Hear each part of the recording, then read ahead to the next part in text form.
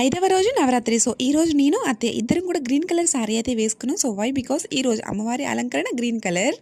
So ఈరోజు అమ్మవారికి నైవేద్యంగా గోధుమ రవ్వ పాయసం అయితే చేసాము. సో ఇది వచ్చేసి మేము ప్రెషర్ కుక్కర్లో చేసాము. అందుకోసం ముందుగా ఒక గ్లాస్ గోధుమ రవ్వ, ఏ గ్లాస్తో అయితే గోధుమ రవ్వ తీసుకున్నామో అదే గ్లాస్కి 4 గ్లాసు వాటర్ తీసుకోవాలి. సో ఆ తర్వాత కొంచెం జీడిపప్పు పలుకులు అయితే యాడ్ చేశాను. సో ఆ తర్వాత ప్రెషర్ మూత పెట్టేసి ఒక 4-5 విజిల్స్ వచ్చిన తర్వాత ఆఫ్ చేయాలి. ఆ తర్వాత ఆవిరిపోయిన తర్వాత ఏ గ్లాస్తో అయితే మనం రవ్వ వేసుకున్నామో సో అదే గ్లాస్కి బెల్లం వేసుకోవాలి. అలాగే సేమ్ అదే గ్లాస్కి పాలు కూడా పోసుకోవాలన్నమాట. సో ఫస్ట్ ఇక్కడ బెల్లం వేసుకొని కరిగించిన తర్వాత కొంచెం చిటికెడు ఉప్పు వేసుకొని ఆ తర్వాత పాలు పోసుకున్నాను.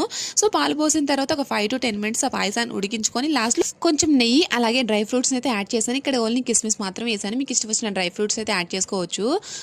సో ఆ తర్వాత చక్కగా అమ్మవారికి నైవేద్యం అయితే సమర్పించాము. ఆ తర్వాత ఇదిగోండి అత్తయ్య అయితే చక్కగా ఇక్కడ లలిత సహస్రనామాలు అలాగే దుర్గా అష్టోత్తరనామాలు చదువుకుంటూ అమ్మవారికి పూజనైతే కంప్లీట్ చేశారు.